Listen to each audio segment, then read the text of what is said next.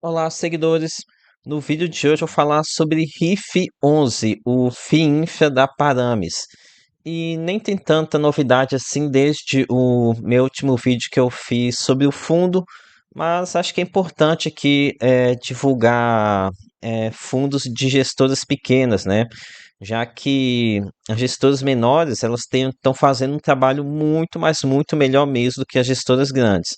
E aqui a maioria dos grandes financiadores também ficou influenciando os investidores para comprar apenas fundos gestores grandes, de fundos com patrimônio bem elevado, liquidez muito elevado, mas acaba que quem está fazendo mais besteira mesmo, vocês podem reparar, são as grandes gestoras. Mas enfim, vou fazer aqui um apanhado geral dos pontos mais importantes sobre RIF 11, que é o Thiago PS, seu canal Fique Esperto.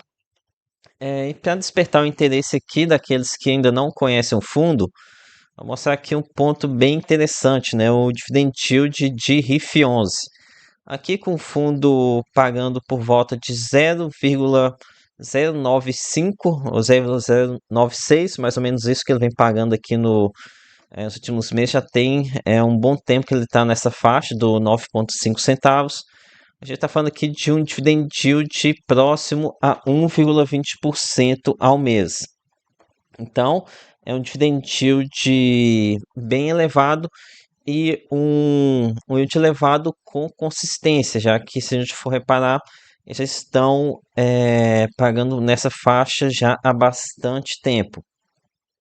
Detalhe que aqui em RIF 11 a gente tem uma distribuição bem previsível, tá? A gente tem uma regra bem clara sobre o cálculo, que é o seguinte: aqui o rendimento a meta do gestor é distribuir 1% sobre o valor da cota patrimonial de RIF 11. Então o VP está aqui na casa 9,32, 9 alguma coisa. Deixa eu ver aqui quanto que tá o VP. O VP 9,44. Então a meta do gestor é distribuir mais ou menos nessa faixa, 1% do VP. Aqui um puxão de orelha nos gestores, essa aqui é informação muito importante que deveria constar no relatório. No entanto, eles comentam apenas nas lives que eles fazem, mensalmente. Tratando agora sobre o desconto patrimonial. Aqui no momento que estou gravando, o fundo está sendo negociado a 8,13, o que significa um desconto de 14% sobre o VP. Aqui é um desconto bem elevado se comparar com outros fundos, e é um desconto que eu acredito que seja atribuído ao fato de ser um fundo pouco conhecido de uma gestora pequena. E também talvez pela liquidez, porque o problema na carteira a gente não chega nem perto do que está esse percentual aqui indicando, tá? Então aqui mais é um desconto por preconceito do mercado, que prefere dar atenção para fundos de gestoras bem conhecidas. Ok, lembrando que uma das principais vantagens dos fundos grandes é que para eles é mais fácil montar uma carteira bem diversificada. No entanto, quando a gente olha aqui para a RIF 11, a questão da diversificação, para mim, é o ponto mais forte do fundo. Aqui, ó, eles têm a maior posição do portfólio deles é de 4%. E além disso, tem vários outros aqui com 2, 3% do patrimônio. Isso aqui é excelente, tá? Isso aqui acaba sendo um fundo que ele fica muito robusto por conta dessa diversificação. Inclusive, apesar de RIF 11 não ter nem 150 milhões de reais de patrimônio, tem uma diversificação muito maior do que fundos bilionários, tá? Que de apenas 140 milhões de reais, mesmo assim tem uma diversificação muito melhor. Ok? Tratando aqui um pouco sobre os dados básicos aqui do fundo, já que isso aqui é um vídeo introdutório para quem quer conhecer o fundo. Então, aqui é a data de início de julho de 2024. Então, realmente é um fundo pequeno, tem nem sequer 2 anos de existência, mas ainda assim, como eu disse na introdução, estou preferindo fundos gestores pequenos, mesmo que recentes, a gente não tenha tanto conhecimento aqui sobre gestora, acho melhor dar oportunidade para pessoas pequenas do que comprar fundos de gestoras grandes que a gente já sabe que estão fazendo muita lambança. Aqui um ponto bem positivo, taxa de administração de 0,84%. Então, bem abaixo aqui da média da maioria dos FINFAs. Mas aqui tem taxa de performance, né? Mas ok, outros aí também tem. Ok, agora aqui vou tratar sobre a questão, vou fazer uma análise de risco em RIF 11. Eu já mostrei para vocês o dividend yield bem considerável, onde além de elevado, também consistente, não é apenas um ponto fora da curva. Agora vou tratar sobre o nível de risco em RIF 11. Primeiro ponto que eu vou analisar aqui vai ser a questão dos segmentos investidos.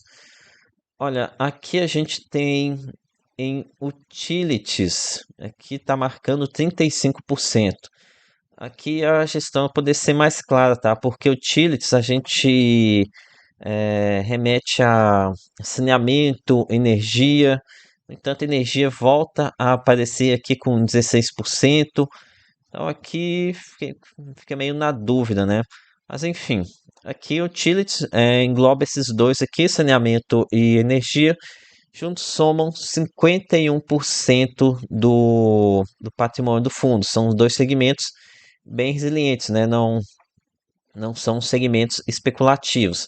Apesar de que dentro do segmento de energia, a gente tem o segmento de geração que pode às vezes dar problema, tá? Somente nos casos de empresas de geração distribuída, ok?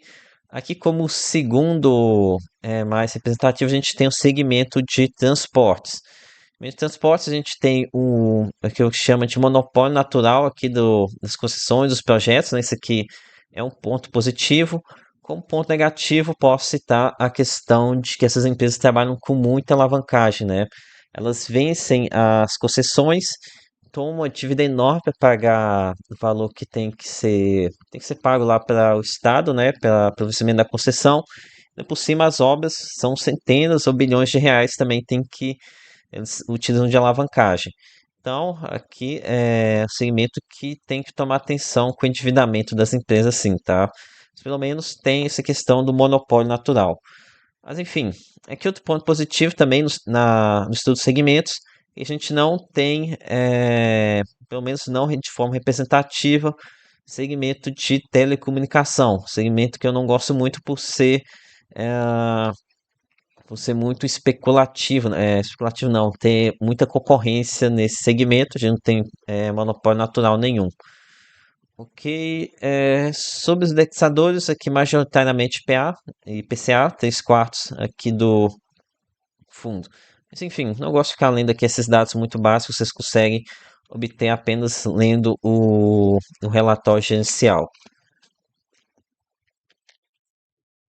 Com relação ao nível de risco do fundo aqui pela análise de rating. Então aqui a gente tem esse AAA aqui com 56%. Olha que esse azul claro aqui ficou em branco aqui, né? Não sei que se não tem rating, mas não apareceu aqui na legenda. Enfim, também não levo muito a sério esses estudos de rating. Já tivemos muitos e muitos erros aqui dessas agências. Ok, agora tratando sobre a carteira de crédito de RIF 11. Então, como eu disse aqui lá atrás, um dos pontos fortes aqui, talvez o ponto mais forte de RIF 11, seja a diversificação da carteira, né? Realmente muito bem diversificada mesmo. Para um fundo do tamanho que ele é, realmente é muitíssimo diversificada. Aqui, marquei vários aqui, B3 aqui são debêntures cujo devedor são de empresas listadas em bolsa. Então, ponto positivo, a gente consegue obter mais informação.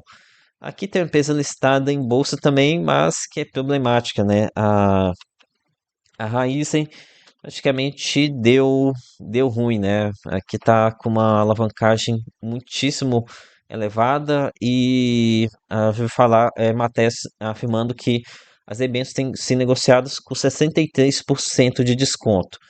Então, muito provavelmente, esse valor aqui já foi pro brejo, tá? Talvez até no relatório gerencial de fevereiro o gestor já tenha dado um parecer aqui de que se vendeu no prejuízo, se manteve, mas aqui já virou pó, tá? Mas é bom lembrar que, pelo menos as debêntures, como tem essa alta liquidez, isso aqui já está sendo considerado no VP. Esse VP que vocês estão vendo já considera esse BO que aconteceu aqui com a Raizen. E, enfim, aqui um problema de inadimplência, provavelmente não vai conseguir recuperar nada. Aqui muitas dessas debêntures de empresas listadas em bolsa não são dívidas clean, ou seja, não tem garantias reais. Mas enfim, a questão da diversificação ela salva, né? Então, mesmo tendo aqui algum problema, não vai gerar impacto aqui sobre o fundo. Outro ponto de atenção também é aqui com a debênture da Iguar Rio de Janeiro. Aqui a empresa, ela, o saneamento, ela está bem alavancada. Esse aqui é um problema que atinge muitas empresas de saneamento, né? Porque assim como lá no caso de rodovias, a empresa ela vence concessão, tem que pagar para o Estado um valor bem elevado e também tem que investir bastante. Então, essas empresas elas estão muito alavancadas. Mas nesses projetos, na maioria das vezes são concessões de longo prazo, as empresas conseguem se endividar em IPCA, dívidas de longo prazo, com carência de amortização. Então, esses aqui são pontos positivos quando a gente pensa no endividamento aqui dessas empresas. Mas, de qualquer forma, aqui é uma empresa que a gente tem que ficar de olho. Tem uma representatividade de 3,61% no PL. Agora comentando um pouco aqui sobre as duas maiores posições aqui de RIF 11. A primeira delas, Equatorial, aqui é uma empresa listada em bolsa, empresa boa aqui, balanço positivo, tá? Empresa realmente excelente, tem excelente performance. Aqui nós temos também a Rumo, outra empresa listada em bolsa. Até então, não se falar nenhum problema aqui sobre a empresa, tá? Deixa eu dar uma olhada aqui também nessa Pax Investimentos em Aeroportos. Vamos ver aqui o que eles têm a dizer. Aqui é uma debênture de aeroporto, tem aqui a alienação da concessão, não do aeroporto, né? Mas pelo menos aqui é um projeto de Campo de Marte, Jacarepaguá, já estão performados, não tem risco de obra. Temos aqui também seguindo aqui na representatividade do PL. A debênture Quanto Mantiqueira. Aqui é uma debênture de transmissão, ponto com certeza muito positivo. Aqui é o filé do segmento de energia, que o mercado considera como muito high grade, que uma taxa apenas CDI mais 1%. Aqui também fala que já está operacional, então não tem risco de obra. Então aqui bem tranquilo também essa posição com 3,5% PL. Aqui, seguindo com 3,2%, temos que Terminal Porto Ponta do Félix. Aqui fala em financiamento de obras de expansão do terminal.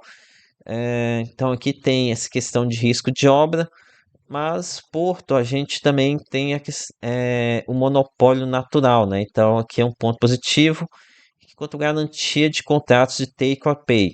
Isso aqui são contratos aonde o comprador ele tem que pagar por esses contratos, independente de utilizar ou não, de receber mercadorias ou não.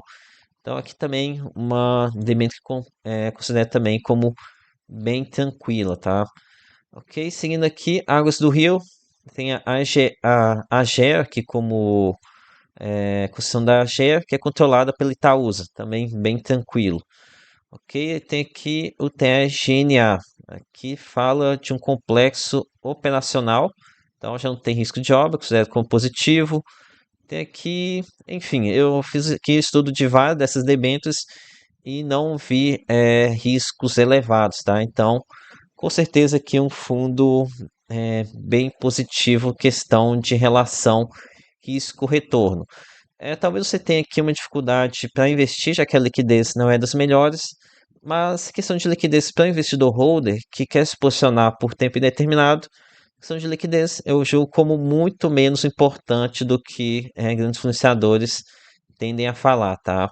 Então é isso aqui sobre RIF 11. Peça seu like, se inscreva no canal. Lembre-se que nada aqui é recomendação de compra ou de venda. Até a próxima.